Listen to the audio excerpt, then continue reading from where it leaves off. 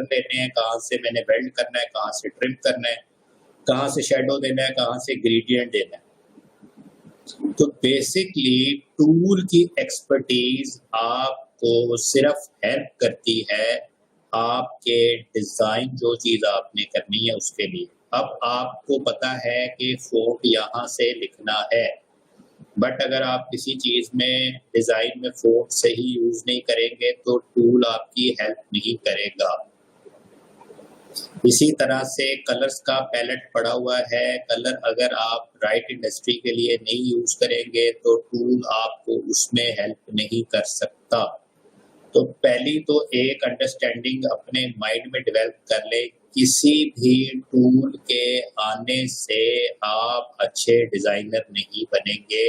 अच्छे डिजाइनर आप अच्छे colour, right idea, right phone for the right industry, इनको जब यूज करेंगे तो आप एक अच्छे डिजाइनर कहलाएंगे और आपको एक प्रोफेशनल डिजाइनर कंसिडर किया जाएगा। नंबर 1। नंबर 2 जो है मोस्ट इम्पोर्टेंट के अडोब इलस्ट्रेटर और कोरल ड्रॉ, ठीक है, 99.9 दे आर सेम, ठीक है। इनके काम करने के स्टाइल में दोनों ही वेक्टर ग्राफिक्स बेस के लिए ये सॉफ्टवेयर बने हैं। अडोब वालों का एक प्रोडक्ट है जो अडोब इलस्ट्रेटर है और कोरल ड्रॉ एक इंडिपेंडेंट कंपनी है जिनका एक ये सॉफ्टवेयर है जो है कोरल ड्रॉ। इन दोनों के अंदर किसी किस्म की भी आपको काम करने के लिहाज से चेंजिंग नहीं मिलेगी, सिर्फ नाम फर्क है, काम दोनों का सेम है। दोनों के स्टाइल में इंटरफेस में थोड़ा सा फर्क है कि उसके अगर किसी जगह पे बैक का बटन कहीं पे टूल के अंदर जाके है, कहीं आपको कोरल में टॉप पे मिल जाता है, बट जो फंक्शनैलिटी है, जैसे ट्रिम आप कोरल में कर सकते हैं वैसे ही आप अडोब इलस्ट्रेटर में करते हैं, जैसे आप कलर उसमें यूज कर सकते हैं इसमें भी यूज कर सकते हैं। तो मोर और लेस 99.9 ऑप्शन आर सेम। दूसरी जो अच्छी बात यह है कि अगर आपको अडोब इलस्ट्रेटर चलाना आता है, आ गया है, कोरल ड्रॉ भी आपको चलाना आ गया है, तो आपका कंपैरेटिव एनालिसिस अच्छा हो सकता है कि कौन सा सॉफ्टवेयर मेरे हाथ पे जरा ज्यादा यूज टू है या किसका इंटरफेस मुझे ज्यादा आसान लग रहा है। तो आपको दोनों सॉफ्टवेयर करवाने का जो मकसद है बेसिकली वो यही है कि आपको एक कंपैरेटिव एनालिसिस भी हो जाए और दोनों सॉफ्टवेयर के ऊपर आपकी ग्रिप भी हो जाए। तो जो चीजें हमने परफॉर्म की थी अडोब इलस्ट्रेटर कोरल ड्रॉ के अंदर, वो सारी फंक्शनैलिटी, वो सारे फीचर हम अडोब इलस्ट्रेटर में भी करेंगे। और जैसे मैंने आपको बताया कि थोड़ा सा आपको कंपैरेटिव एनालिसिस के लिए मैं और सर फैजान आपको मिलके पढ़ाएंगे। मिलके कैसे पढ़ाएंगे? मैं आपको साथ साथ कोरल ड्रॉ रिवाइज कराऊंगा, वो कहेंगे कंट्रोल फॉर एग्जांपल टी से ये ऑप्शन आती है अडोब इलस्ट्रेटर में, मैं आपको कहूंगा कोरल से कंट्रोल डी से ये ऑप्शन आती है। तो साथ साथ आपका कोरल ड्रॉ भी रिवाइज हो जाएगा और साथ साथ आपको अडोब इलस्ट्रेटर भी आ जाएगा। तो क्योंकि ये मास्टर क्लास है, इसमें आपको सिर्फ बस करवाना मकसद नहीं है, आपको अच्छी तरीके से चीजों के ऊपर ग्रिप करवाना मकसद है कि कल को आपको कभी ये प्रॉब्लम ना आए कि ये तो हमें पता ही नहीं है कोरल ड्रॉ क्या होता था या अडोब इलस्ट्रेटर क्या होता था, हमें तो कभी किसी ने बताया नहीं। इसलिए आपके कंपैरेटिव एनालिसिस के लिए और आपके एक नए सॉफ्टवेयर को सीखने के लिए ये चीजें आपको हेल्प करेंगी बड़ा एक अच्छे हेल्दी अंदाज में। नंबर 2 मैं आपको एक चीज पहले बता दी थी और अभी आपको करके भी दिखा देता हूँ कि अगर आप कोई चीज कोरल ड्रॉ के अंदर बनाते हैं और क्लाइंट आपसे कहता है कि मुझे ये फाइल अडोब इलस्ट्रेटर के फॉर्मेट में चाहिए, तो पहले तो आप ये चीज नोट कर लें कि अडोब इलस्ट्रेटर का जो फॉर्मेट है उसको कहते हैं, जिस फॉर्मेट में फाइल सेव होती है वो है AI, मींस अडोब इलस्ट्रेटर। और अडोब इलस्ट्रेटर का दूसरा फॉर्मेट है जिसमें फाइल सेव होती है, वो है EPS। अगर आपने देखा हो कि जब मैं फ्लैट आइकन से एडिटेबल फाइल डाउनलोड करता हूं तो मैं .EPS की फाइल डाउनलोड करता हूं, वो वेक्टर की फाइल होती है जो कि अडोब इलस्ट्रेटर की होती है। बट कोरल ड्रॉ का जो लेटेस्ट वर्जन है वो इस लिहाज से बेस्ट है कि वो अडोब इलस्ट्रेटर की फाइल ओपन भी कर लेता है और उसमें एडिट भी कर देता है। अब आपको मैं पहले कोरल का बता दूं, फिर आपको अडोब इलस्ट्रेटर का सर्टिफिकेट ज्वाइन करते हैं तो हम प्रॉपर्ली स्टार्ट करते हैं। जी, अपनी अटेंडेंस को मेक श्योर किया करें किसी किस्म का, ताकि प्रॉब्लम ना आए। काफी स्टूडेंट को निकाल दिया गया है इसी वजह से। अच्छा जी, अब मैं यहाँ पे कोरल ड्रॉ के अंदर फॉर एग्जांपल एक लोगो बना रहा हूँ। अगर तो मैं कंट्रोल Q करके अपने टेक्स्ट को ले जाता हूँ या अपने डिजाइन को, तो फिर वो आपकी वेक्टर फॉर्मेट में जाएगा। और अगर आप उसको कंट्रोल कर्व नहीं करते तो फिर आप उसको एज ए टेक्स्ट भी जाके एडिट कर सकते हैं। तो मैं आपको दोनों ही करके दिखा देता हूँ। किसी को ये प्रॉब्लम नहीं होनी चाहिए कि अगर किसी को अडोब इलस्ट्रेटर अच्छा नहीं आता तो वो कोरल में अगर उसको अच्छा आता है तो कोई प्रॉब्लम नहीं है। अब फॉर एग्जांपल ये मैं एक लोगो बना रहा हूँ, ठीक है, और मैं इसको कंट्रोल कर्व कर दूंगा। फॉर एग्जांपल मैं ये गया कंट्रोल, मैंने Q किया और बेजियर से चलो मैं इसको ट्रिम कर देता हूँ, ठीक है, ये मैंने इसको ट्रिम कर दिया और अब मैंने इसका कलर चेंज कर दिया। यहाँ पे लिख देता हूँ मैं अल्फा, ठीक है। और फॉर एग्जांपल इसका जो मैं टेक्स्ट है वो मैं अभी एरियल ही लेने देता हूँ। अब क्योंकि ये कंट्रोल Q हो गया कर्व, ठीक है, तो ये जाएगा वेक्टर फॉर्म में। अगर तो मैं इसको भी कंट्रोल Q कर दूंगा तो फिर ये भी इलस्ट्रेटर वेक्टर फॉर्म में बन जाएगा, जिधर मैं इसके आगे फॉर एग्जांपल कंपनीज नहीं कर सकता। लेकिन अगर मैं इसको नहीं करूंगा तो मैं कर सकता हूँ इसको जाके चेंज। तो मैं कर देता हूँ फाइल। अब यहाँ से आपने करना है एक्सपोर्ट। तो आपके पास यहाँ पे जो फॉर्मेट आ रहा है अडोब इलस्ट्रेटर, ठीक है, डेस्कटॉप पे सेव कर लेते हैं। लोगो लिख देते हैं अल्फा कंपनी, ठीक है। और यहाँ पे वो पूछ रहा है करंट डॉक्यूमेंट टेक्स्ट में जाए कि कर्व में जाए। तो पहला तो मैंने ऑलरेडी कर्व कर दिया, दूसरा मैं चाहता हूँ टेक्स्ट में रहने दूं ताकि मैं इसको वहां पे जाके चेंज कर सकूं, तो मैं टेक्स्ट रहने देता हूँ। लेकिन अगर आप नहीं चाहते कि ये वहां पे टेक्स्ट में जाए, अगर किसी के सिस्टम में फोंट नहीं है तो ये कर्व में जाए ताकि वो उसके सिर्फ कलर चेंज कर सके। तो फिलहाल मैं इसको टेक्स्ट कर रहा हूँ ताकि मैं वहां पे जाके इसका टेक्स्ट चेंज कर सकूं, ठीक है। अब आपने सिंपली एक्सपोर्ट करना है और इसने एक्सपोर्ट हो जाना है।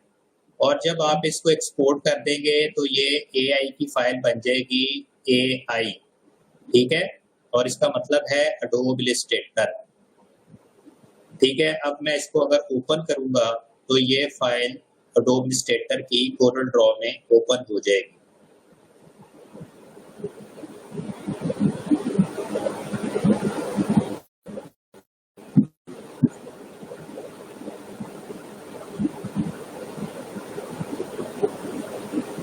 ठीक है।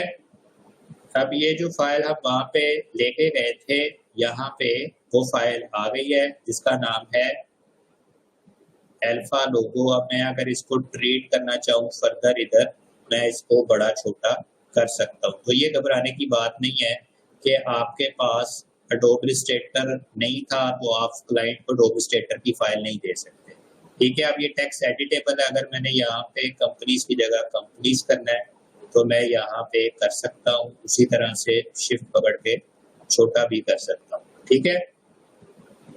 तो इस तरह से, और अगर मैं नहीं चाहता कि ये यहाँ पे एज ए टेक्स्ट जाए तो मैं इसको भी कंट्रोल Q कर दूंगा ताकि ये अब सारे के सारा जो जाएगा वो वेक्टर फॉर्मेट में जाएगा। ठीक है, जब आपने फाइल सेव करनी है तो आप इस फाइल को फिर सेव कर लें दोबारा, और अगर क्लाइंट आपका कहता है कि मुझे इलस्ट्रेटर की फाइल भी दें और ईपीएस की भी दें, तो आप यहाँ पे जाके इसको सेव एज और ईपीएस में सेव कर लें। दोनों फॉर्मेट ही एडोब इलस्ट्रेटर के हैं, .epс भी और .ai भी। अब ये आपके पास स्क्रीन के ऊपर आपके ये दो फाइल्स बन गई हैं, ये .epс फॉर्मेट है और ये आपका ai है। अब ईपीएस का फायदा ये है या इलस्ट्रेटर का फायदा ये है कि अगर मैं इस ईपीएस फाइल को कोरल में खोलना चाहूँ तो मैं खोल सकता हूँ और इसी तरह से एडिट भी कर सकता हूँ।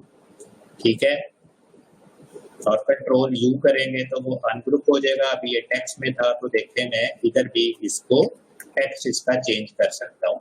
तो अब पहली चीज तो आपके माइंड में ये चीज क्लियर हो जानी चाहिए कि एडोब इलस्ट्रेटर हो या कोरल ड्रॉ हो, इसमें आपको फॉर्मेट की प्रॉब्लम नहीं आएगी। अगर आप कोरल में काम करते हैं और क्लाइंट आपको कहता है कि मुझे ईपीएस की फाइल दें या .ai की फाइल दें, तो सिंपली आप फाइल एक्सपोर्ट करके आप दोनों फॉर्मेट उसको दे सकते हैं।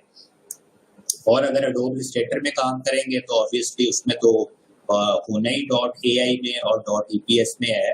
तो ये आपको अब मसला माइंड से निकल जाना चाहिए कि कोरल ड्रॉ और अगर आप करते हैं तो आपको किसी किस्म की कोई प्रॉब्लम है क्लाइंट को फाइल प्रोवाइड करने के लिए। ठीक है, ये चीज क्लियर है?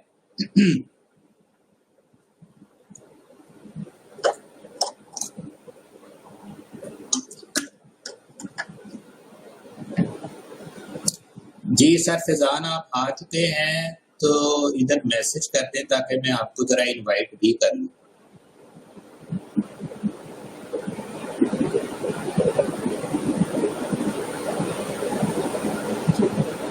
समझ आ गई आप लोगों को?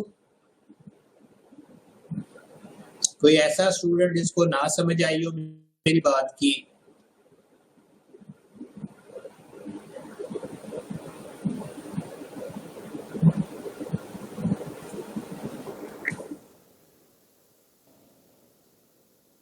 जी सर, आ चुका हूँ। फैजान आपका नाम नहीं नजर आ रहा है यार, लिंक के ऊपर क्लिक तो कर दें। मैं आपको भेज रहा हूँ इनवाइट का लिंक।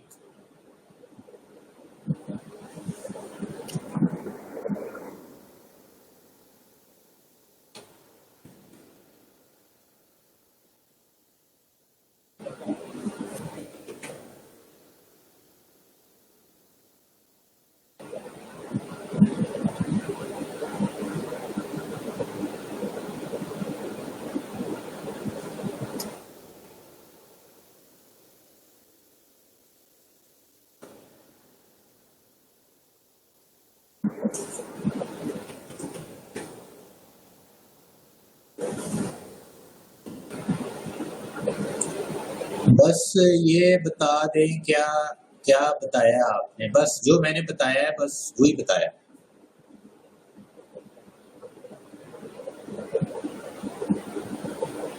अच्छा जी सर, फैजान आपको मैसेज मैंने कर दिया है व्हाट्सएप के ऊपर भी, फेसबुक के ऊपर भी, मैसेंजर के ऊपर भी, और सर फैजान आ चुके हैं तो हम वेलकम करेंगे सर फैजान को। जी अस्सलाम वालेकुम फैजान। जी सर, वालेकुम अस्सलाम। क्या हाल है सर आपके? जी अस्सलाम वालेकुम फैजान, क्या हाल है आपके? ठीक है जी सर, अल्हम्दुलिल्लाह ठीक हूँ। आपको आवाज़ आ रही है सही? जी, मुझे आवाज़ आ रही है। पूरा पाकिस्तान इस वक्त आपके साथ है, आपको सुन रहा है। जी सर। आप जिस समातों से टकरा रहे हैं इस वक्त, तो आप ये करें कि जी हमारे साथ डॉक्टर फैजान साहब आ चुके हैं और डॉक्टर साहब आपको भी बताएंगे कि एडोब इलस्ट्रेटर कैसे काम करता है, और मैं साथ आपको कोरल ड्रॉ का साथ साथ एनालिसिस देता जाऊंगा, जिससे आपके एक ही वक्त में दो सॉफ्टवेयर रेडी हो जाएंगे। एक आपका रिवाइज हो जाएगा और एक नया सॉफ्टवेयर आपका ऐड ऑन हो जाएगा। हम 2 से 3 दिन में अपना एडोब इलस्ट्रेटर इंशाल्लाह कंप्लीट करेंगे, जैसे कि हमने कोरल ड्रॉ को कंप्लीट किया था। ठीक है जी sir Faizan, go ahead to you, आप अपनी स्क्रीन शेयर कर सकते हैं।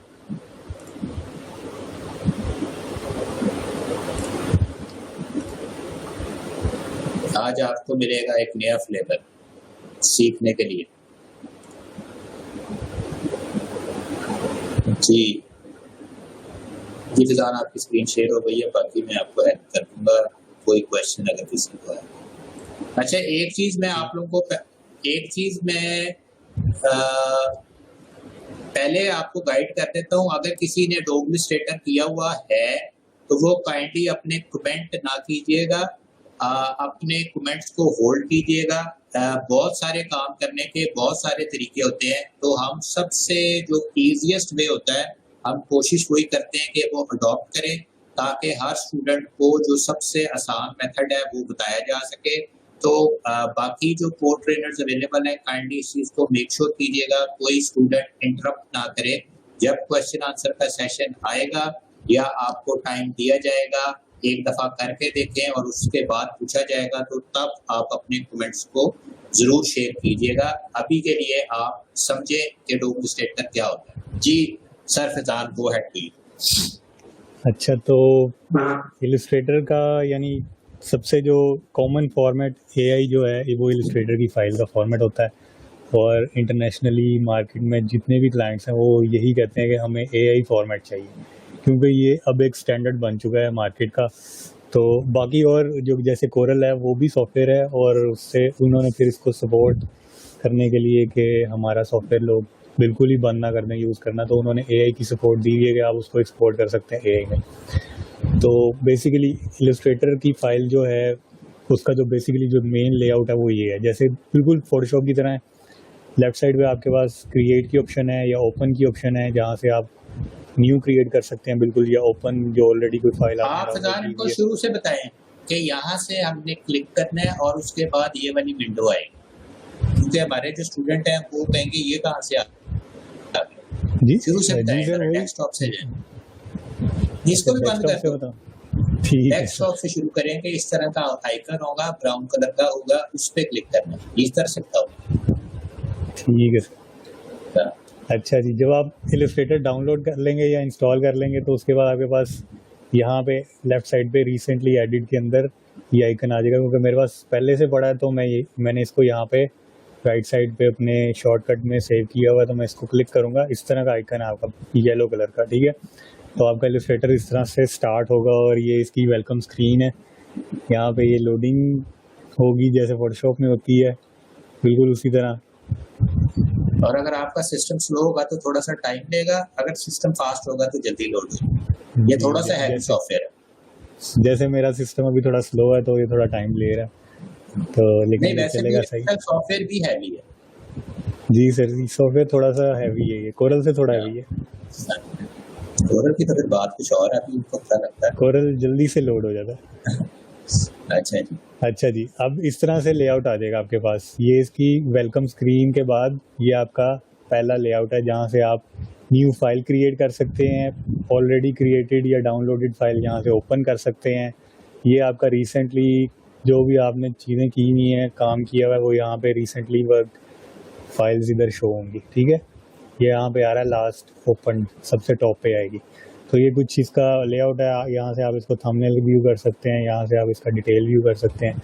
अच्छा, तो क्रिएट व्यू करते हैं हम। सबसे पहले क्रिएट न्यू में आएंगे, और क्रिएट न्यू का लेआउट सेम फोटोशॉप की तरह है। यहाँ पे टॉप पे कुछ टैब्स आ रहे हैं, रीसेंट जो मैंने रिसेंटली साइजेस यूज़ किए हुए हैं, फिर सेव्ड अगर मैंने कोई साइज सेव किया हुआ है, फिर मोबाइल ऐप की स्क्रीन डिज़ाइन करनी है तो मोबाइल ऐप पे, वेबसाइट के लिए कोई चीज़ डिज़ाइन करनी है तो वेब पे क्लिक कर देंगे, प्रिंट मीडिया के लिए करनी है तो प्रिंट पे कर लेंगे। यहाँ पे कुछ डिफ़ॉल्ट इन्होंने साइजेस दिए हुए हैं ऑलरेडी, बस आपने इसको सेलेक्ट करना है। यहाँ पे सेटिंग सारी उसकी ऑटोमेटिकली ऐड हो जाएगी।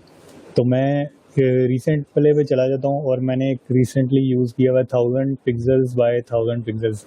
अच्छा, गलती सब लोग ये करते हैं कि यहाँ से पिक्सल सेलेक्ट नहीं करते, या तो वो इंचज़ में होता है और या फिर वो मिलीमीटर्स में होता है। और अगर मैं यहाँ पे 1000 मिलीमीटर्स कर दूंगा तो वो बहुत ज़्यादा साइज़ बन जाएगा, जैसे कि ये है, ठीक है। तो ये गलती नहीं करनी है आपने हमेशा पिक्सल्स में या इंचेस में साइज लेना है। इंचेस में भी तब जब आपने प्रिंट मीडिया के लिए कोई चीज़ डिज़ाइन करनी है। तो सबसे पहले मैं पिक्सेल्स को सिलेक्ट करूँगा और यहाँ से मैं 1000 बाय 1000 की हाइट और विड्थ सेट कर दूँगा, ठीक है। उसके बाद नीचे कुछ ब्लीड मार्जिन की ऑप्शन आ रही हैं, ये आप ऐसे ही छोड़ दें फिलहाल। यहाँ पे कलर मोड की ऑप्शन है, अगर तो आप प्रिंट के लिए कर रहे हैं तो CMYK, और वैसे ऑनलाइन वेब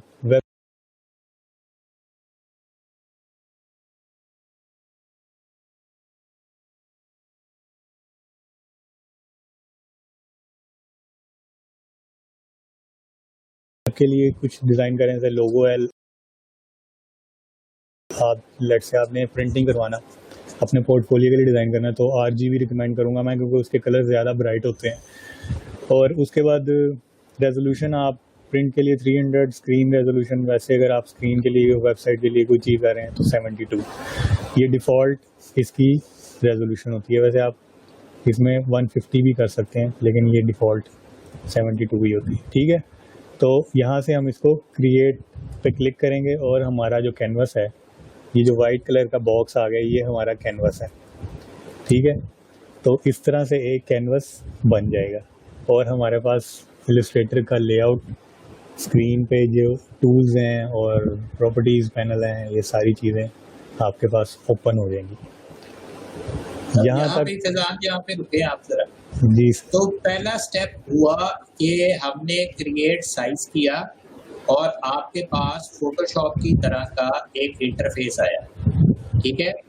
अब आपने कंपैरेटिव एनालिसिस जो मेरे साथ करना है, मैं अब आपको दिखा देता हूँ कि वो देखें कितना ब्लैक एंड वाइट सा था, और ये देखें जरा coral drop, white, bright, shining, जबरदस्त, ठीक है। तो आपको सर फिजान ने बताना है कि डोम इलस्ट्रेटर अच्छा है, और मैंने आपको कन्विंस ये करना है कि आप कोरल ड्रॉ पे फोकस करें। तो देखें गोरी चीज़ें आपको पसंद आती हैं वाइट, तो मेरा ख्याल है तो यहाँ पे कोरल ड्रॉ जीत गया एकदम। अब हम आगे चलते हैं, ठीक है जी? ठीक है, चलें, स्विच हो गया हमारा सर फिजान के पास। अब आप देख लें कितना बुरा सा लग रहा है ब्लैक एंड वाइट सा, बाकी चॉइस आपकी है जी सर, आगे बताएं। ठीक है सर। अच्छा जी, इसमें हमारे पास सेम फोटोशॉप की तरह लेफ्ट साइड पे हमारे सारे ये टूल्स हैं, ठीक है। ये टूल्स पैनल इसको बोलते हैं, ये हमारे लेफ्ट साइड पे शो हो रहे हैं। अगर किसी को ये बाय डिफ़ॉल्ट अगर इंस्टॉल करते हैं, कई बाज़ दफ़ा नहीं शो होते, तो विंडो में जाएंगे और यहाँ पे आपके पास नीचे टूल्स की ऑप्शन आ रही होगी।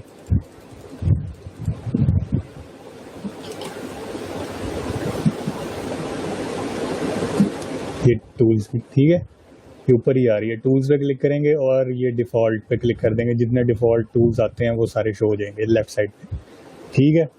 उसके बाद राइट साइड पे आपके पास प्रॉपर्टीज़ पैनल होगा। अगर किसी के पास पुराना वाला वर्जन है तो उसमें ये प्रॉपर्टीज़ पैनल इधर नहीं शो होता, उसमें प्रॉपर्टीज़ पैनल ये जैसे ऊपर शो हो रहा है, ये वाला टैब इसके अंदर शो होगा, ठीक है। तो अगर किसी को ये वाला पैनल नहीं शो हो रहा तो परेशानी की ज़रूरत नहीं है, वो यहाँ पे शो होगा ऊपर। तकरीबन वही चीज़ें हैं, लेकिन लेटेस्ट वर्जन में उन्होंने कुछ ऐड कर दी हैं प्रॉपर्टीज़, जो आप शॉर्टकट कह लें कि शॉर्टकट्स दे दिए हैं कि ये यहाँ से आप जल्दी से उस ऑप्शन पे क्लिक कर लें और वो आपको यहाँ से मेन्यू में जाके ढूंढनी नहीं पड़ेगी या वहाँ से सर्च नहीं करनी पड़ेगी। और लेकिन नॉर्मली जो पुराना वर्जन है उसमें यहाँ पे ये सारी, जिस टूल को आपने सेलेक्ट किया होगा उससे रिलेटेड प्रॉपर्टीज़ आ जाएंगी ऊपर भी और इधर भी। जैसे मैं ये सिलेक्ट करता हूँ तो यहाँ पे इससे रिलेटेड आ गई हैं। मैं सिलेक्शन टूल करता हूँ या पेन टूल करूँगा तो यहाँ पे भी फ़िलहाल आ रही हैं, लेकिन अगर आपके पास पुराना वर्जन है तो वो ऊपर शो करेगा, ठीक है। इधर तक क्लियर है सबको?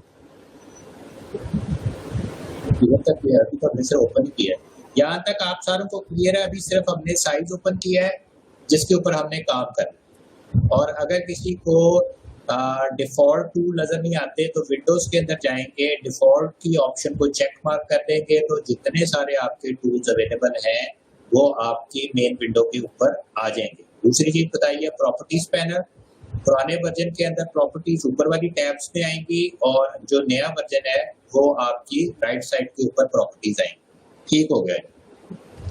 अच्छा जी, तो सबसे पहला जो मेन आपका टूल है वो मूव टूल, सिलेक्शन टूल या मूव टूल, इसको कुछ भी कह सकते हैं आप।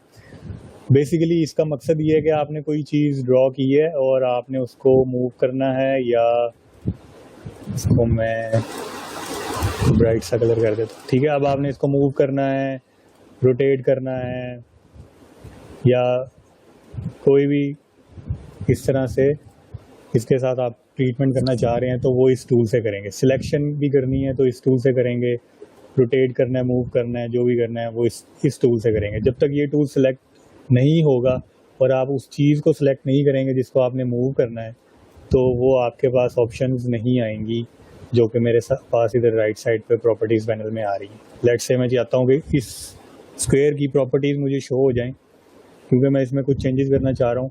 तो जब तक मैं इसे सिलेक्ट नहीं करूँगा मूव सिलेक्शन टूल के साथ, तब तक इससे रिलेटेड प्रॉपर्टीज़ मुझे शो नहीं होंगी। तो जब तक आप लोग उस ऑब्जेक्ट को सिलेक्ट करोगे, फिर ही आपके पास इसके पास फिल कलर की, स्ट्रोक कलर की और बाकी जो भी इससे रिलेटेड ऑप्शन है मैं आपको बताऊंगा वो आएंगी, उसके अलावा नहीं आएंगी, ठीक है। उसके बाद यहाँ पे हमारे पास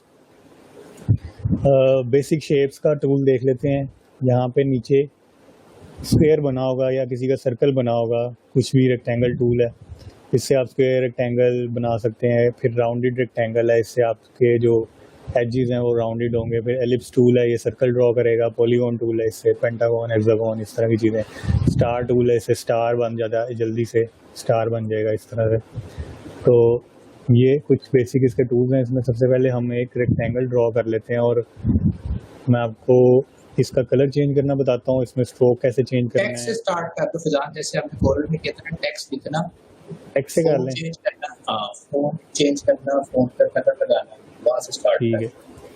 अच्छा, टेक्स्ट टूल इसके बिल्कुल ऊपर है, पेन टूल के नीचे टेक्स्ट टूल आएगा, टी बना होगा जिसके ऊपर टी बना, वो हमारा टेक्स्ट टूल है, ठीक है। टेक्स्ट टूल मैंने सेलेक्ट किया है तो यहाँ पे मेरी प्रॉपर्टीज देखें आप चेंज हो गई हैं। यहाँ पे कैरेक्टर पैनल की ऑप्शन आ गई है। अच्छा, अगर मैं चाहता हूँ कि ये अलग से भी मेरे पास शो होता रहे, प्रॉपर्टीज में ना आए, तो मेरे पास विंडो में जाके कैरेक्टर की ऑप्शन आएगी। टाइप में जाएंगे, यहाँ पे कैरेक्टर की ऑप्शन है, ठीक है। कंट्रोल टी इसकी शॉर्ट की, एक कैरेक्टर पैनल मेरे पास ओपन हो जाएगा। इसमें मेरा फ़ॉन्ट और सारी जो फोटोशॉप में थी सेटिंग्स कैरेक्टर पैनल में, कि आप उसकी हाइट की हाइट बढ़ा सकते हैं, उसका गैप इंक्रीज़ कर सकते हैं टेक्स्ट के अंदर, और उसको रोटेट कर सकते हैं इस तरह से। तो सबसे पहले मैं टाइप टूल सेलेक्ट कर लेता हूँ। मैंने अपना पैनल यहाँ से ओपन कर लिया है और इसके ऊपर मैंने एक दफ़ा क्लिक करना है, ठीक है। क्लिक करके मैंने जो भी नाम टाइप करना है, लेट्स से हम लिख लेते हैं ई रोज़गार लिख लेते हैं, ठीक है। और अब मैंने इसको क्या करना है, अब मैंने कोई बटन प्रेस नहीं करना, टाइप कर लिए नाम, ठीक है। उसके बाद मैं सिलेक्शन टूल सेलेक्ट कर लूँगा और मेरे पास इसको रीसाइज़ करने की ऑप्शन आ जाएगी, ठीक है। मैं यहाँ से भी रीसाइज़ कर सकता हूँ और इधर से कैरेक्टर पैनल में भी कोई नंबर ऐड कर सकता हूँ, जैसे 50 या 100 कर देते हैं, ठीक है। 100 एंटर करके प्रेस कर देना है एंटर, और हमारे पास जो है टाइप हो जाएगा जो भी टेक्स्ट है। अच्छा, उसके बाद बड़ा या छोटा करना है वो शिफ्ट पकड़ के ही रीसाइज करना है, जैसे कि हम बाकी जगहों पे करते हैं।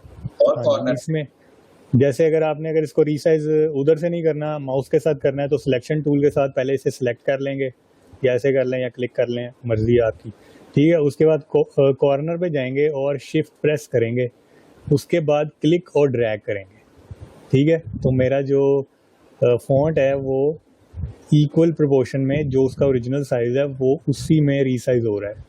अच्छा, अगर मैं शिफ्ट प्रेस नहीं करता तो क्या होता है, शिफ्ट के बगैर अगर मैं इसको करता हूँ तो मेरा जो टेक्स्ट है वो स्ट्रेच हो रहा है, यानी वो ख़राब हो रहा है, ओरिजिनल फॉर्म से बदल गई है, उसकी शेप भी बदल गई है, ठीक है। तो ये काम नहीं करना हमने हमेशा शिफ्ट के साथ या तो इसको रीसाइज करना है शिफ्ट प्रेस करके, या हमने यहाँ पे आके कोई वैल्यू ऐड कर देनी है जिससे कि हमें उस मसले में पढ़ना ही ना पड़े कि शिफ्ट दबाना पड़े, ठीक है।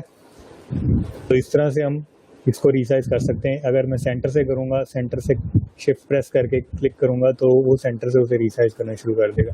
अगर इधर से करूँगा शिफ्ट प्रेस करके तो नीचे को रीसाइज करेगा, ठीक है। तो ये इसके कुछ शॉर्टकट्स हैं। अच्छा, उसके बाद यहाँ तक सबको क्लियर है। शिफ्ट वाला वैसे इजी है, फोटोशॉप पे हम कर चुके हैं ये। तो उसके बाद इसका हम चेंज कर लेते हैं कलर। ठीक है। अब लेट्स से मैंने इसको ब्लैक कलर नहीं देना, मैंने कोई और कलर देना है, तो हमारे पास यहाँ पे टूल्स पैनल में दो बॉक्स बने हुए हैं, एक ये फिल कलर का है और एक नीचे ये स्ट्रोक्स ही बनी हुई है जिसके अंदर एक बॉक्स है, उसके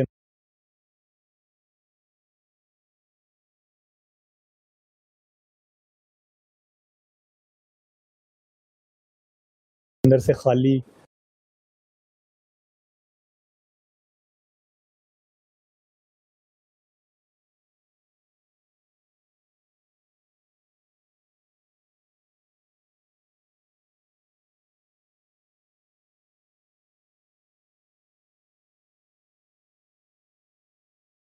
ग्रे सेक्शन नज़र आ रहा है। अच्छा, ये जो फिल है ये इसके फिल कलर की ऑप्शन है, यानी जो इसमें अभी ब्लैक कलर हुआ हुआ है ये फिल कलर है। और अगर मैं इसे स्ट्रोक कलर भी ऐड कर दूं कोई, तो इसमें एक ग्रीन कलर की स्ट्रोक भी ऐड होगी, लेकिन अभी वो नज़र नहीं आ रही। तो या तो हम इसको जूम कर लेते हैं, अब सबको नज़र आएगी, ये हमारे पास ग्रीन कलर की एक स्ट्रोक ऐड हो गई है। और दूसरा तरीका ये आउटलाइन, हाँ, इसमें कोरल में अगर इसे आउटलाइन बोलते हैं तो इसमें इसको स्ट्रोक बोलते हैं, सिर्फ नाम का फ़र्क है, बाकी चीज़ें सेम है। और यहाँ पे भी मेरे पास नहीं सर, कोरल में फोटोशॉप में क्या करते हैं, उसमें भी स्ट्रोक कहते हैं, उसमें भी स्ट्रोक कहते हैं। अच्छा, अब यहाँ पे मैंने इसको स्ट्रोक तो दे दिया, लेकिन वो बहुत छोटी है या नज़र नहीं आ रही, तो मैं क्या चाहता हूँ इसका स्ट्रोक साइज इंक्रीज़ कर दूँ। यहाँ पे मेरे पास अपीयरेंस पैनल में, प्रॉपर्टीज़ पैनल के अंदर ही ये अपीयरेंस पैनल आ रहा है। अगर तो आपको ये शो नहीं हो रहा तो आपके पास विंडो में जाके इधर स्ट्रोक की ऑप्शन आएगी, ठीक है। विंडो में जाएंगे, स्ट्रोक पे क्लिक कर देंगे तो एक ये पैनल खुल जाएगा, ठीक है। अब यहाँ पे ई रोजगार को अभी वेट कितना है स्ट्रोक का, 1 पॉइंट। मैं चाहता हूँ इस पर कोई 5-6 पॉइंट की तो कम से कम स्ट्रोक लगे जो मुझे नज़र आए, ठीक है। तो मैंने 5 पॉइंट्स की स्ट्रोक लगा दी है, वो मुझे नज़र आ रही है। अच्छा, अब मैं चाहता हूँ कि इसका जो स्ट्रोक का कलर है वो मैं चेंज कर दूँ। तो एक तरीका ये है कि आप इसको डबल क्लिक करेंगे, यहाँ पे इस बॉक्स पे डबल क्लिक कर दें तो आपके पास इस तरह से कलर पिकर का एक पूरी विंडो खुल जाएगी। अब यहाँ से आप इसका जोन सा मर्जी कलर सेलेक्ट करके ओके करेंगे तो वो कलर उधर अप्लाई हो जाएगा। सेम इसी तरह अगर मैंने फिल कलर करना है, मैं इसको सेलेक्ट करूँगा, ये नीचे फिल वाले बॉक्स पे क्लिक करूँगा, वो ऊपर आ जाएगा। अब वो एक्टिव है, ठीक है, जो चीज़ ऊपर होगी वो एक्टिव होगी। अब मेरा फिल कलर वाला बॉक्स एक्टिव है, मैं इस पर डबल क्लिक करूँगा, इसका कलर मैं चेंज कर देता हूँ, इसको भी मैं कोई ब्लू कलर दे देता हूँ लाइट्स, ठीक है। तो अब इस तरह से मैंने इसको फिल और स्ट्रोक कलर को चेंज कर दिया, ठीक है। यहाँ तक क्लियर है सबको? यहाँ तक अभी हमने सीखा है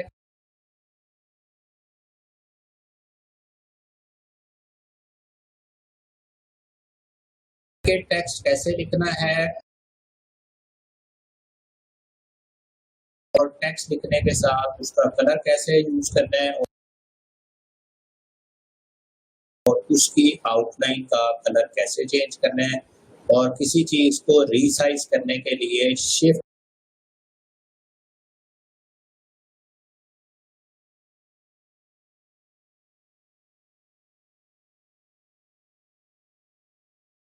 प्रेस करके आप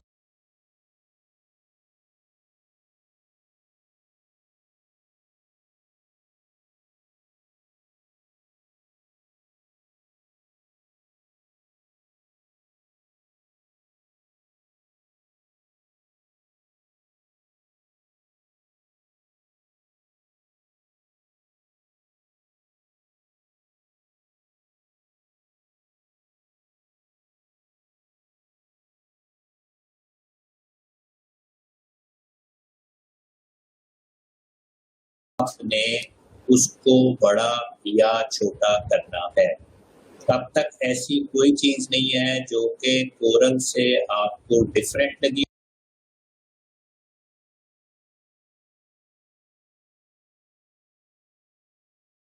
होगी। अगर नहीं लगी या लगी है तो मैं आपको इधर से एक दफा रिपीट कर देता हूँ क्या किया है।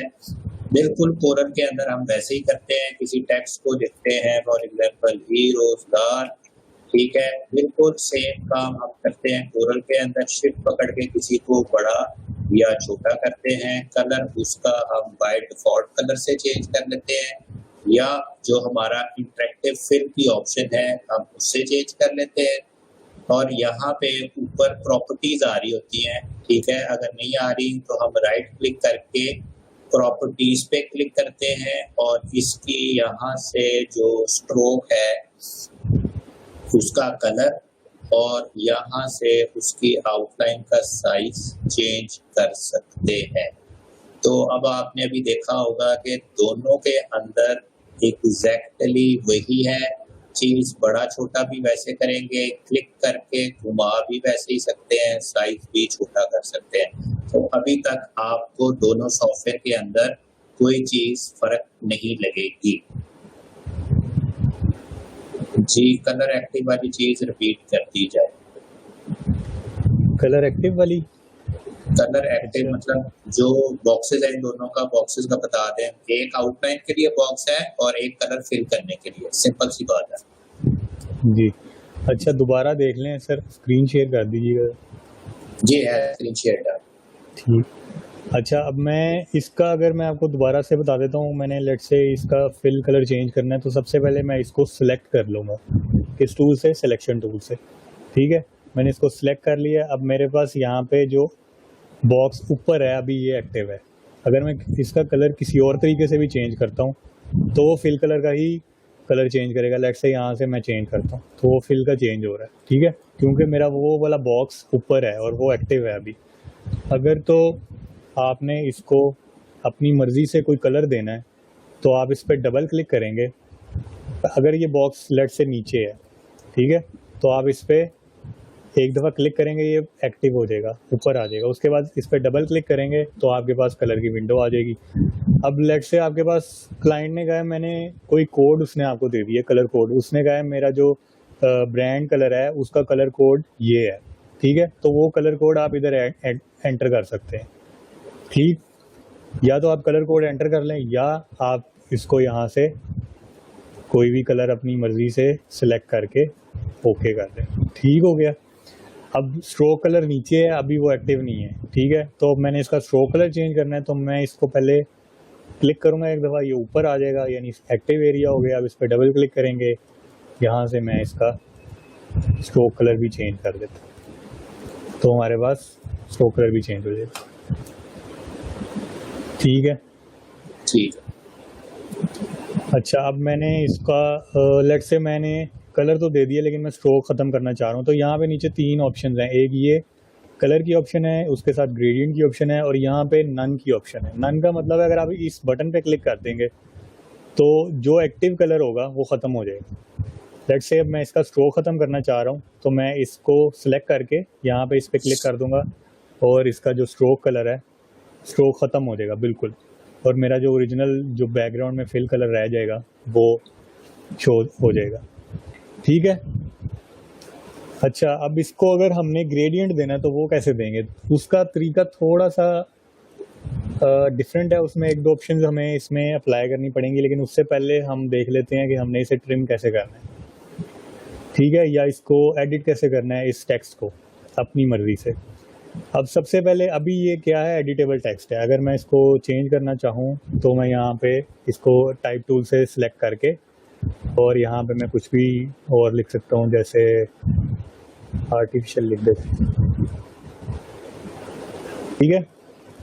अब ये मैंने इसको टाइप करके चेंज कर दिया। लेकिन अगर मैं इसको जैसे कोरल में कंट्रोल क्यू से कर्व करते थे तो इसमें कंट्रोल क्यू से कर्व नहीं करेंगे, लेकिन प्रोसेस यानी मकसद वही है, यानी कर्व ही करना है। पहले फ़ॉन्ट बता दो किधर से चेंज करना है। लिस्ट ऑफ फ़ॉन्ट जो ऊपर आ रहे हैं वहां से फ़ॉन्ट चेंज कर सकते हैं। अच्छा, फ़ॉन्ट ये कैरेक्टर पैनल से, जी, फ़ॉन्ट ये बिल्कुल सेम उसी तरह फोटोशॉप की तरह इसको सिलेक्ट करेंगे, ये कैरेक्टर पैनल में आपके पास फ़ॉन्ट्स की डिटेल आ जाएगी। सेम इस पैनल में तो कोई फ़र्क नहीं है, यानी जो आपके पास फोटोशॉप में है बिल्कुल सेम वैसे ही है। आप यहाँ से अपना फ़ॉन्ट सेलेक्ट कर लें, टाइप कर लें ऊपर नाम उसका, लेट से मैं इसको ओपन कर देता हूँ, ठीक है, तो इसमें कोई फ़र्क नहीं है, बिल्कुल सेम वैसा ही है।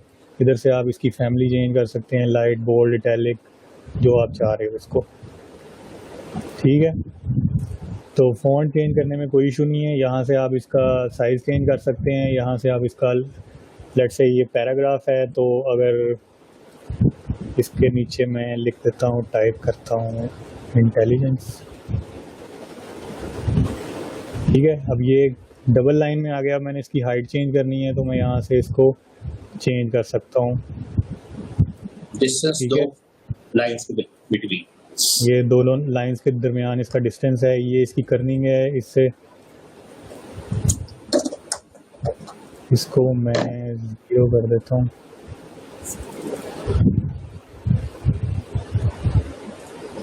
अच्छा, इसमें कर्निंग की ऑप्शन अवेलेबल नहीं है, ठीक है। वैसे ही इसमें ये वाला जो गैप है, ये ट्रैकिंग का, ये आप इंक्रीज और डिक्रीज कर सकते हैं, ठीक है। यहाँ से कर्निंग होती है सिंगल लेटर में, और पूरे लेटर्स में अगर करनी है तो वो ट्रैकिंग से करेंगे। तो इसको मैं 0 कर देता हूँ इधर से। डिफ़ॉल्ट 0 होती है या 100%। अच्छा, टेक्स्ट को अगर आपने स्ट्रेच करना है, वैसे तो ये बिल्कुल टाइपोग्राफी के रूल में ये एक गुनाह है, यानी ये एक जुर्म, इसको नहीं करना आपने। लेकिन अगर आप चाहते हैं कि थोड़ा बहुत यानी कर लें, तो यहाँ से आप इसको चेंज कर सकते हैं, ठीक है। वैसे ये नॉर्मल 100% पे ही होता है, और इसी तरह आप इसको यहाँ से भी स्ट्रेच कर सकते हैं। 100% इसका नॉर्मल है। अच्छा, ये तो नॉर्मल सी चीज़ें हैं, यानी करैक्टर पैनल आप लोगों ने फ़ोटोशॉप में भी किया है। तो उसके बाद इसको हम देख लेते हैं। इसकी ओरिएंटेशन अगर चेंज करनी है, तो यहाँ पे विंडो में जाएंगे, पैराग्राफ करेक्ट टाइप में ही पैराग्राफ की ऑप्शन आती है। लेट्स से आप इसको भी, ये लेफ़्ट साइड पे है, लेफ़्ट लाइन है, मैं चाहता हूँ ये सेंटर में अलाइन हो जाए, तो ये सेंटर टेक्स्ट अलाइन हो जाएगा।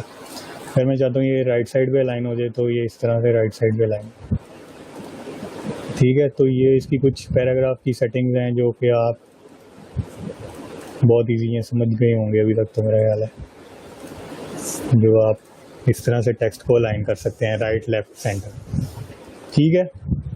उसके बाद हमारे पास करैक्टर पैनल क्लियर हो गया है। उसके बाद हमने इसको क्या करना है, एडिट करना है। लेट्स से मैं चाहता हूँ कि जो मेरा आई ये है, या इंटेलिजेंस का आई है, वो थोड़ा सा नीचे को चला जाए, या ये वाला आई और एल और ए की शेप थोड़ी नीचे ई के साथ मिल जाए। इस तरह से मैं चाहता हूँ कि इसको कुछ अपने तरीके से इसको एडिट करूँ, या इसमें कुछ क्रिएटिविटी ऐड करने की कोशिश करूँ। तो फिर सबसे पहले हमें इसको कर्व करना पड़ेगा, जैसे हम इलस्ट्रेटर में करते, कोरल में करते थे। यहाँ पे ऑप्शन है हमारे पास एक्सपैंड की, या तो आप एक्सपैंड कर लें। एक्सपैंड होता है बेसिकली किसी भी ऑब्जेक्ट को एक्सपैंड कर लें आप, तो वो उसको एक किस्म का ऑब्जेक्ट बना देगा। लेकिन अगर आप टेक्स्ट को कर रहे हैं, तो टेक्स्ट के लिए भी आप दूसरा एक तरीका है, उसके लिए क्रिएट आउटलाइन, ठीक है। क्रिएट आउटलाइन से क्या करेगा, ये भी वही करेगा, यानी इसको एक्सपैंड कर देगा, या कंट्रोल क्यू कर्व कर देगा कोरल में जैसे करते हैं। तो मैं टेक्स्ट है, इसलिए मैं इसको आउटलाइन में कन्वर्ट करता हूँ। तो पहले आउटलाइन करवाता हूँ, फिर एक्सपैंड का बता देता हूँ, ठीक है। मैं इसको आउटलाइन में कन्वर्ट किया। अब मेरा जो टेक्स्ट है ये एडिटेबल नहीं रहा, अब ये एक ऑब्जेक्ट बन गया और मैं इसको एडिट कर सकता हूँ। शेप बन गया, ये एक वेक्टर फॉर्म में आ गया इस वक्त, ठीक है। यहाँ पे मेरे पास इसका पाथ आ गया है, जैसे कि आप देख सकते हैं। अच्छा, अगर कोई जूम का देखना चाह रहा है कि ये मैं जूम कैसे कर रहा हूँ इतनी जल्दी, तो मेरा सिलेक्शन टूल सेलेक्टेड है, मैं कंट्रोल और स्पेस बार दबाऊंगा तो मेरा टेम्परेरी स्विच हो जाएगा टूल जूम टूल पे, ठीक है।